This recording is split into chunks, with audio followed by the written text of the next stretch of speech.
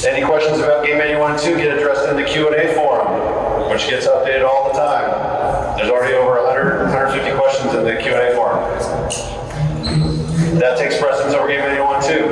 And if there's any questions about that, your head ref at any competition will have the final call. Of course, I'm going to be looking heavily at the Q&A forum and the game manuals. It's true. So, see that white box over there with that question mark in it? That is called the question box. If you ever have a question about the rules or something that happened in a match, you may come to the question box. And as soon as I can, I will go talk to you. As the head ref, I'll be talking to you, but it'll be one student at a time. No adults are together in the question box. This is for students to ask the head ref any clarifying questions. If you are trying to make a point to me, for instance, you think maybe we made a bad call, that happens. Provide documentation, by documentation, I'm talking about game manuals or a Q&A forum post. And if it's cut and dry, I will say, wow, you are right, I learned something today. But if you can't do that, that's not the place to have a long discussion. It's just to clarify your rules, right? Keep in mind that, I don't know about you, but I don't think anyone here has ever played this game before. It's Meet Zero, right? So we are still learning the rules. The rules are still being clarified as we speak. Every day they get more and more clarity. So everybody's got a tremendous amount of grace. This is Meet Zero. As the head ref, I'm going to be talking out loud a lot, so everyone knows what I'm thinking and how I'm ruling. My other refs, the other folks in stripes, and even some who are shadowing who are not in stripes yet, they're going to be kind of talking out loud, thinking out loud, so that we all learn what's going on. I want you guys to be super educated about the rules. We're not going to give you much warnings, because here's the thing. We want you to learn the rules. If we gave you warning after warning because we think we're being nice, we're just harming you, because when you get to a higher level competition, they don't give you warnings. You just lose points. Same thing with robot inspection. I want my hardware inspectors to be hard on you now, so that when you get to an ILT or beyond, you are not surprised. We would be doing you a disservice if we just let everything slide here in the weeds. Okay, so we're just trying to prepare you. We want you to be successful. If you think about the rules, and I hope you do, the big part of the rules is safety. If you're ever doing something and it feels unsafe, there's probably a rule against that. And if it's really unsafe, there's probably a really big rule against that. Like a red card prevents you from competing, or yellow cards, or major penalties or minor penalties, right? They all these layers. One of the big things is human contact with robots during a game. That's why the human players, let's say this is the right human player box, there's one human player in this box. He's able to reach into this triangle right here on the field, and he or she can put in up to 2 pixels at a time, but not when a robot is in there. And a robot should not be entering while the human player's hand is in there. If at any time the human player's hand and the robot are in this little triangle, and this triangle is an imaginary wall that shoots up from the inside of the playing field. It has an imaginary wall from the outside of the table. So if a human's hand and a robot is in there at the same time, you're going to get a minor penalty. If it's a really flagrant violation, you're going to get worse. Majors and worse, because we do not want anybody hurt, okay? It's a big deal.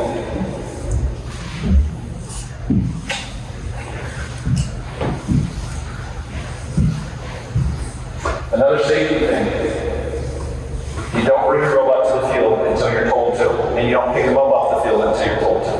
Okay, we will give you clear instructions. The referees will, when it's time to, okay, bring your robot to the field. Okay guys, pick up your robots off the field.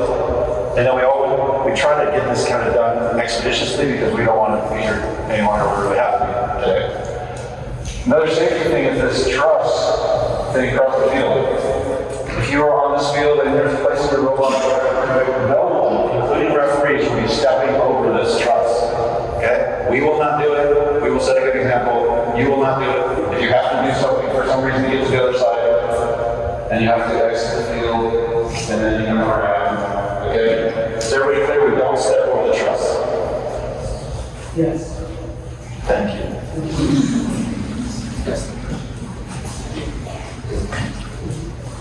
right, obviously there's a ton more rules, but I'm just pointing out the obvious ones. The last safety rule I would mention is robots extending over the playing field wall during the competition, during the time on the field. You are not supposed to do that. So you will be getting penalties if your robot goes over the wall, and you will be getting major penalties. Actually, it's a yellow card if your robot actually hits anything whenever it reaches over. This year, some years we have these things that are a little taller, so it's a little easier to hit things, but you should be pretty good about not hitting things this year. It extends a little bit, but if you hit anything, you will be getting a yellow card. Imagine a fast-moving arm swinging over this thing at the human being. You know, some of these metal parts that your robot are sharp. That would be really bad. So if you screw with that, just don't do it. Okay? Think safety. Okay. Any questions? Yes? Is there a penalty if they like accidentally step over The question is there a penalty for a human player if they're outside of this blue or red box? No, because just be somewhere over here, because I have to kind of get out of this box if I'm putting my hand in here. And so if I'm over here, I would be hanging out in here. This would be a big no-no. What is that? You know, so try to stay away. For one, it shows the refs that you're mindful of safety if you're out here, especially if you have a business meeting and right thing. As soon as the robot's out of there, remember you can put two in at a time. You can use two hands if you want to, whatever. Just make sure that only you're putting in two at a time. Be mindful if you just drop this thing and they propel across the field. That's going to be a no-no because it looks like you're trying to gain some competitive advantage by launching something across the field. That's not going to work. And remember, you can only have 6 pixels in this thing total at a time. The moment you place a 7th pixel in there, because many of the robots are coming to get them, then you're going to get a penalty. Okay, so there's a limit of 6 in there at a time, but you can put 2 at a time. You know what I mean by that? My hand can bring 2 at a time, but there can never be more than 6 in there total. Okay? Good question. Next question? Yes? Can 2 hands be in at the same time? So 1 pixel on one hand, 1 pixel on the other hand? Yes. So this is still, I'm putting 2 pixels in at a time, right? And again, another point on that. If I put it in and I don't really like where I put it, I can never reposition a pixel. Once it's on the floor, that's it. If I move it, if I touch a pixel on the floor, I'm going to get a penalty. Okay? So if you really like it to be placed a certain way, then place it safe. And remember the tape is considered in. So I can put it, no. See what I did there? I put it down and I shifted it, that's a no-no. But if I want to put it in, right there on the edge of that tape, I can do it. Yes? When it says you can put only 2 pixels in at a time, does that mean the human player can only have possession of 2 pixels at a time? No. The question is, can you play have more than 2 pixels at a time? So imagine I'm putting 2 pixels at a time, but I have my hand with a bunch of these over here. No, these two are the only in at a time. Whatever I'm doing over here is some other thing. But I don't know why you want to do that. But yeah. So that brings up a good point. If you're doing anything that is even close to the line, it's like you're walking on a cliff and saying, see, I'm being safe. I didn't fall off the cliff yet. Just a good life lesson. Just stay away from the cliffs. Okay? So if you're doing anything and it looks like it might, here's my controller, I'm not touching my controller. See, I'm not touching, no, actually from across here, it looks like you might be touching your controller. Then don't do that. Keep your hand away from your controller. Like, I'm thinking autonomous, right?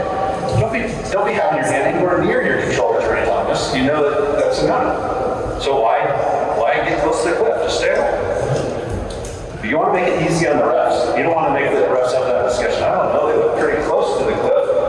Then what are we going to do? So instead, just keep our next question. All right. If you guys have any questions, like I said, throughout the day, you can go to the question box. Again, there's 1 student at a time. And volunteer coordinator has a minute. Oh, another question. Well, are you allowed to knock over those stacks? Oh, that's a good question. So here's the thing. You are allowed to knock over the stack, but you are not allowed to move a stack of more than 2. Because remember, you can be in possession of 2 at a time. So if you move the stack and it moves off the table, if it's still on the table like this, no problem. But if you move the stack and it's off the table, then look what happened here. There's 5 in this deck. I was allowed to move 2 without a problem, but there's 3 that I've moved. I was in control of 5 at a time. So I would get 3 minor penalties. Minor penalties, 10 points each. So I just lost 30 points, or really gave 30 points to the other lines by doing that. But if I came over here and I knocked him over, there's still some questions that needs clarification on what exactly knocking over means. But that is perfectly legit. I don't have control over anyone. And I knocked him over, and that's fine. That is a strategy that some teams will employ if they think it's too risky to move them. So they'll just knock him over, scatter him, and you're fine.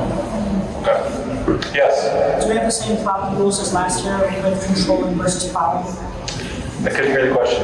Plowing rules are the same as last year. Oh, plowing. Yeah. Read the manual. Just remember there's differences between plowing and herding, and there's probably 2 other words that I can't remember right now. But again, okay, so imagine there's a bunch of pixels on the floor. You can just plow through those things because you got someplace to go.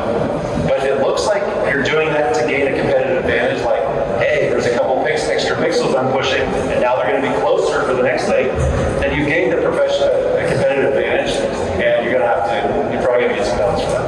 But again, if it's just random, like there's a wall of something in front of me and I'm just plowing through it, probably not a problem. Usually not a problem. Again, what does it look like to the refs? Does it look like you're trying to gain a competitive advantage? Or even if you accidentally imagine I plowed through stuff and a bunch of them going to a scoring position. That's going to be a penalty. Because you definitely got a competitive advantage from that. Knocking them across the field, propelling them across the field. We don't propel anything across this field this year. Anybody else?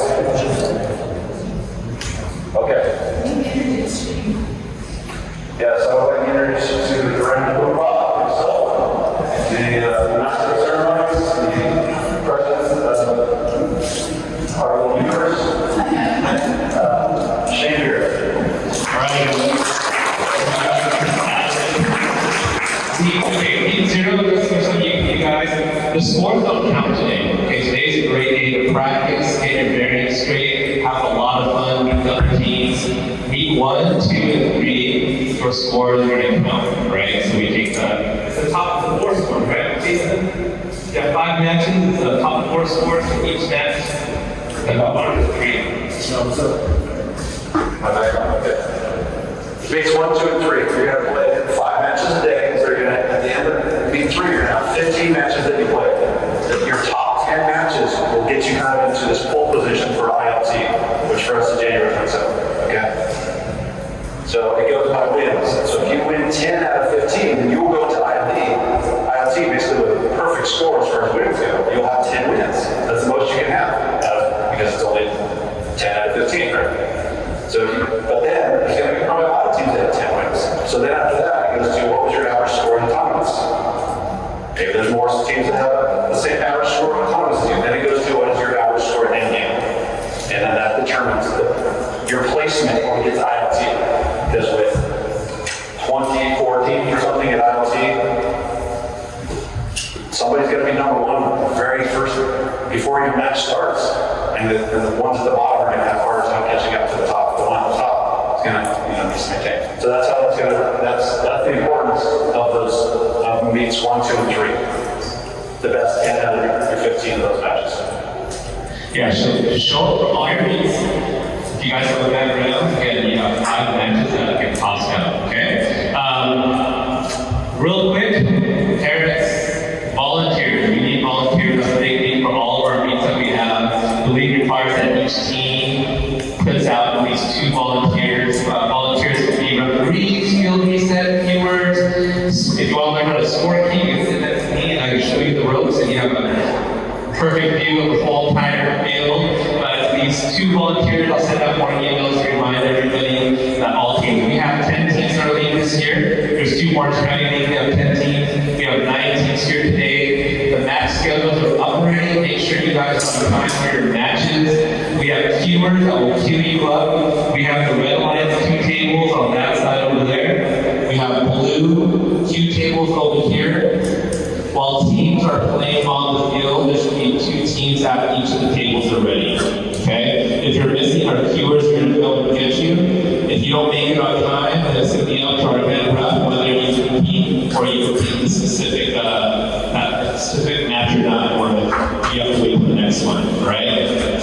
guys are keeping up on time. Again, we have 12 matches today. And then as we move on to B1 to A, sort of speed up a lot more as we get used to all the rules. You'll see things go a lot faster.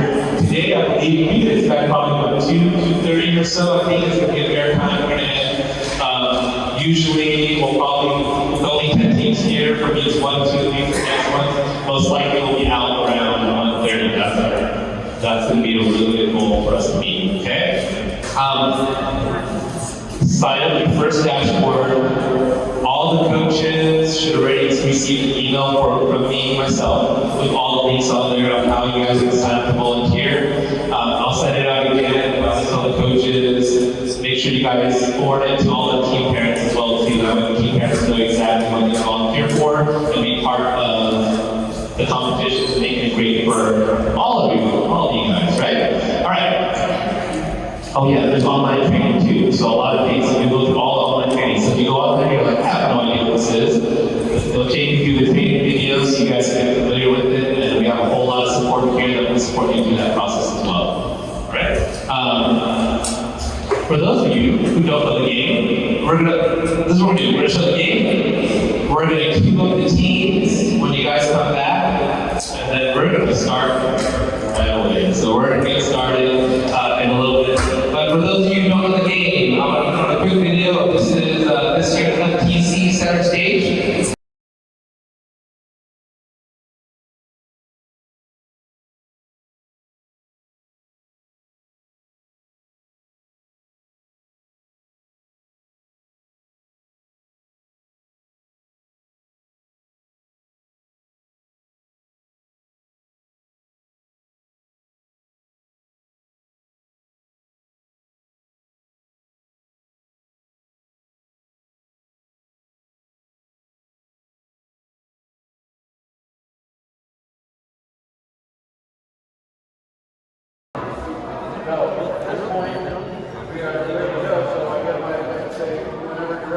All right, everybody, in 3, 2, 1.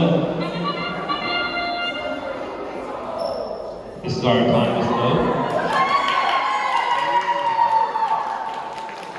It's your own robot. Are you excited?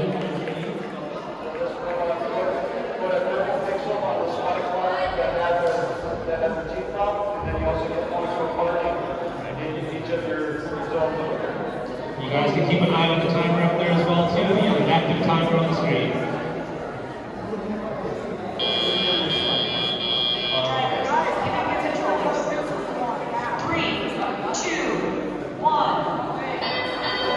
You guys can drop.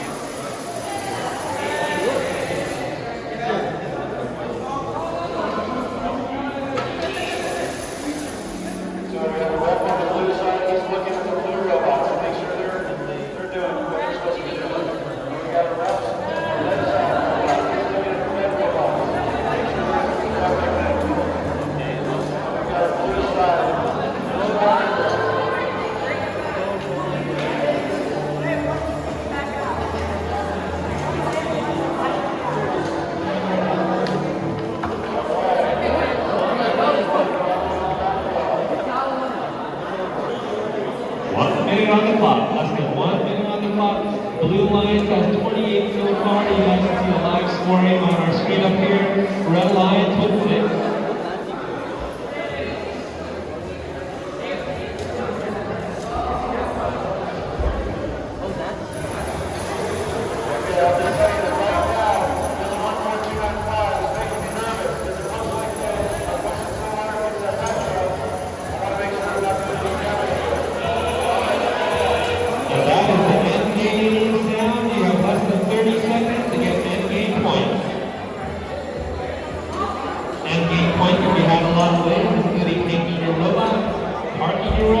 Launching a paper drone or a paper airplane across the field. There's a lot of ways you can earn endgame points.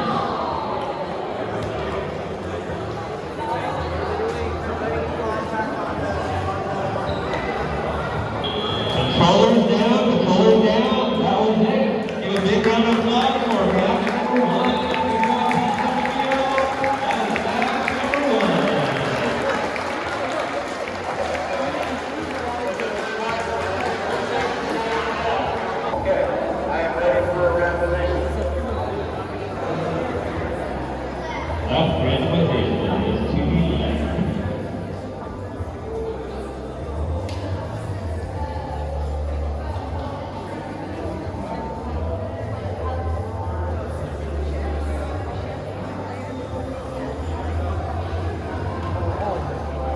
And we say that left and right, we're talking about from the perspective of the team that is interacting with them. Right? So from their perspective, this is the left side. From their perspective, that's the left side. Okay. Now, if at this point you guys realize, oh no, I just realized my robot just crashed. Maybe it's my system right now. Because I might give you a little grace and I get a little fix it and we'll realize I don't have to. But if you've got a problem, don't wait until the match starts. It's too late. All right, here we go. Listen for the audible sound.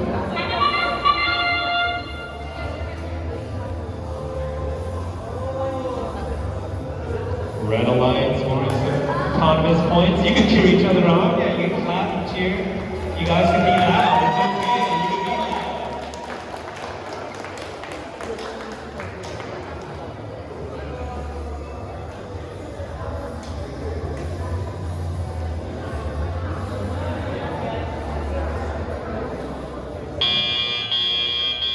Drivers, pick up your controllers. 3, 2, 1.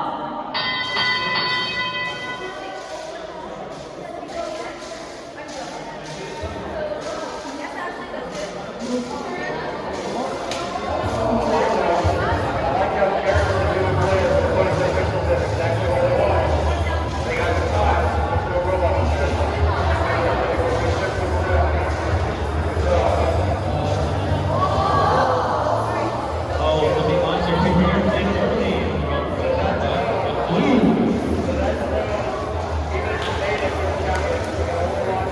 Robot coming along the pixel. They're pushing into stage area. Get supplements there.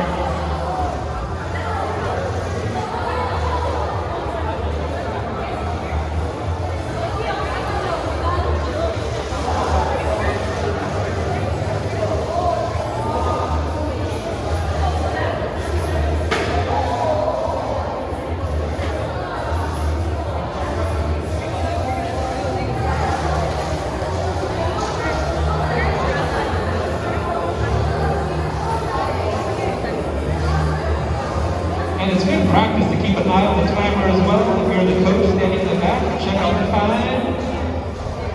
It's a good way to communicate with your team what to do next.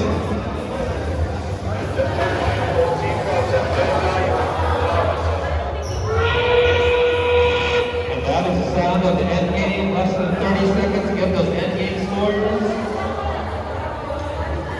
Robots can park, robots can hang, robots can launch or keep on getting pixels where they need to go.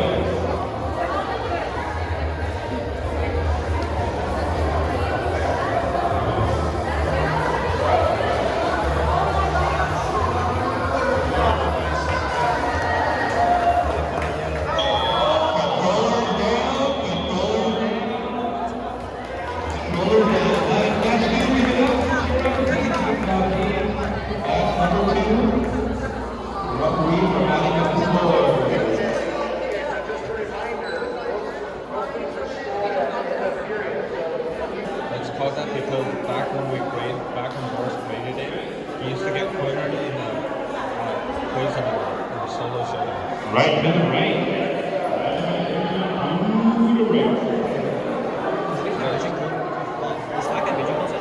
Back does. This is actually how we're getting the vision. Then like watch it from back here. Wait, I have vision close enough as well. I can't run it because actually, we can't run it because we can't place things the same. You see all your points on the screen in real time. Again, if you are a driver, make sure you keep an eye on the timer down there. You guys have an active timer. This is where the referees are looking at these, at the driver and stuff, making sure nobody's touching anything.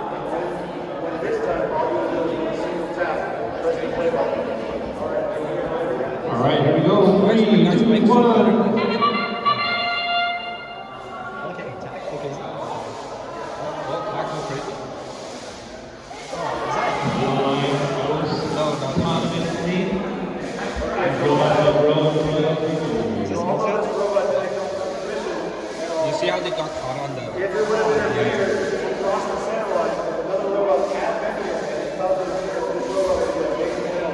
Oh, you think that they might have gotten the game itself because others don't have to pass on the Drivers, pick up your controllers. 3, 2, 1. Okay, there we go. And here we go. Oh, never mind. I lied. Never mind.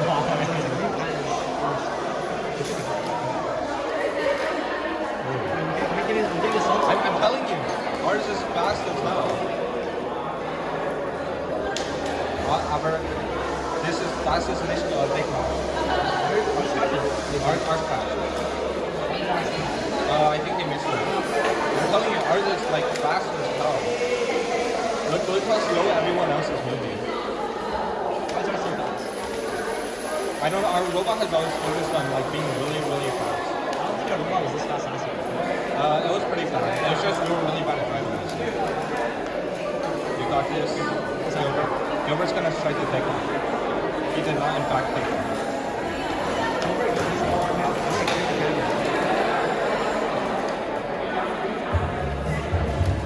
Oh, I guess Bravo can also race.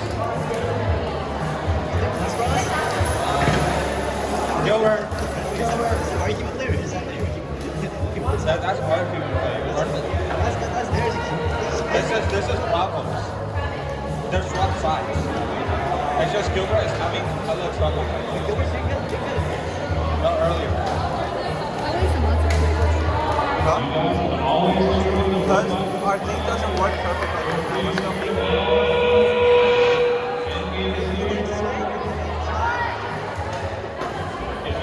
Oh, Gilbert playing defense? Come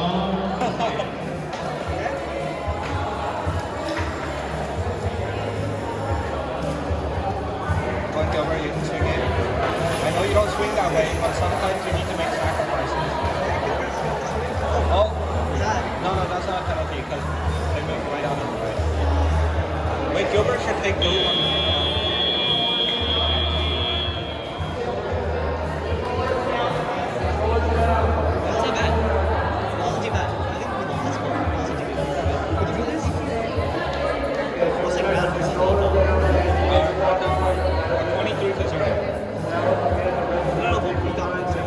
We'll have to see.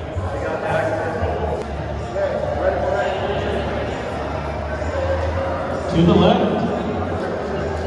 We got to the left. Here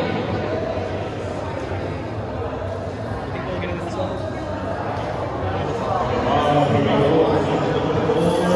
On the way.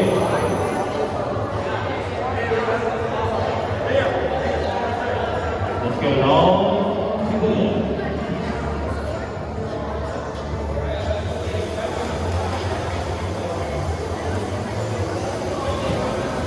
All right, here we go. 3, 2, 1. Match number 4, autonomous on the way. Woo! Robots are taking a break. Well-deserved break.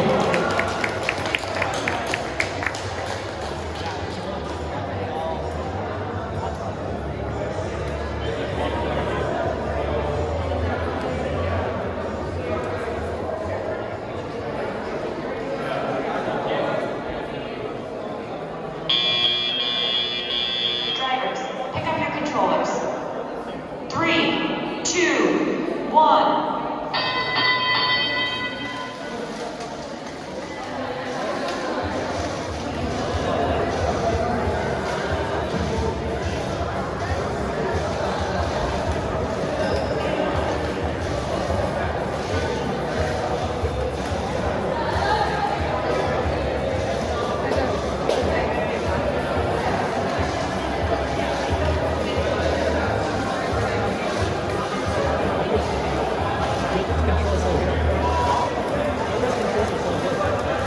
Blue and red alliance is working hard to score some points, trying to push those pixels to the stage.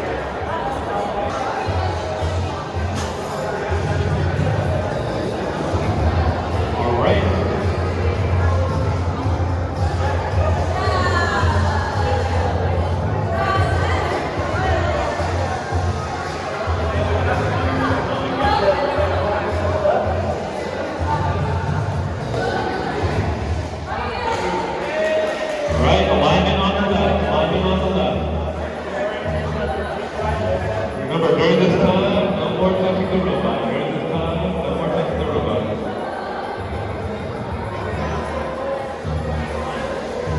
All right, here we go. 3, 2, 1.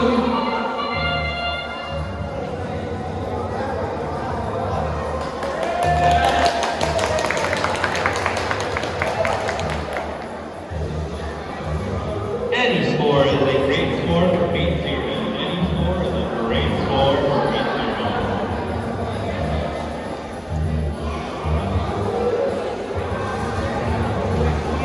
We have to rest the sticker.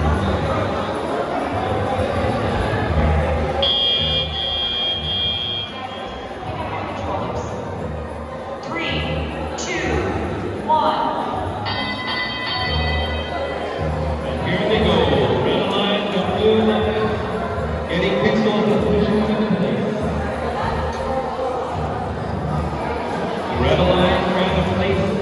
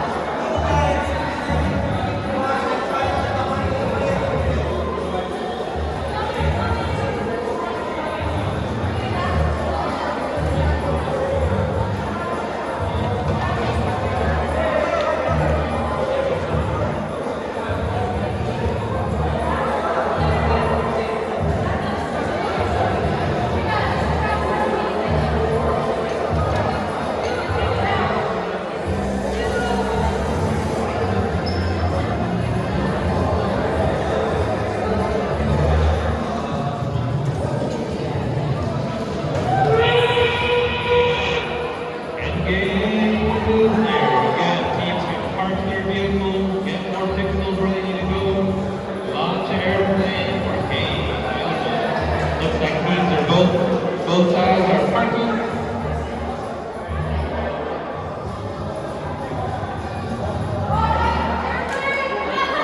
Oh, red line launches an airplane, but it curves. It hits their own team. Almost made it. Controller down, gets out. Match number 5. Match number 5.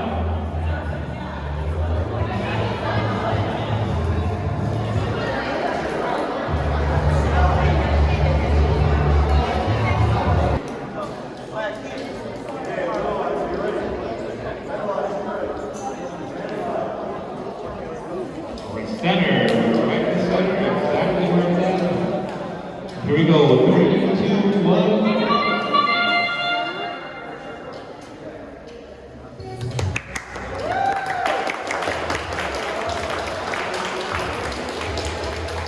Right, blue gets the baton.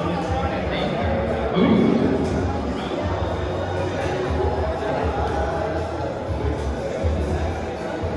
Waiting for the driver and roll.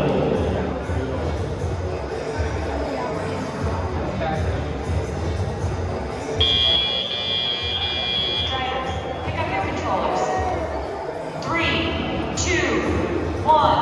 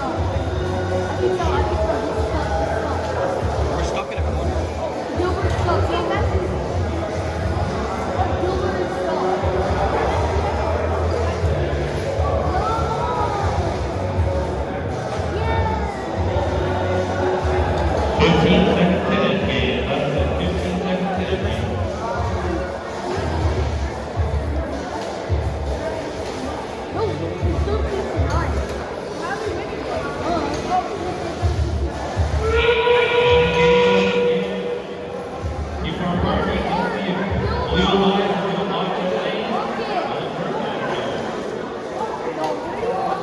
Wow, same time. Great job. Team still trying to get pixels in play. Team is trying to play. 10 seconds on the clock.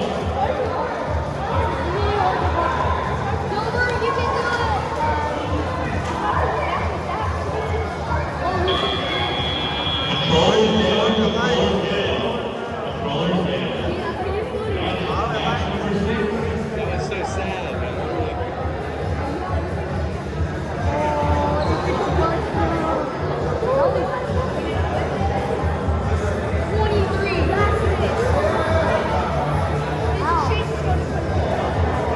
All right, we need tables on the queue. We need red line. We have.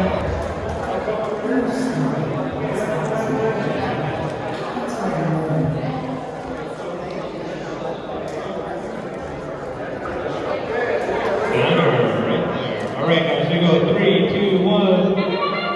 Match number 7 is on the way.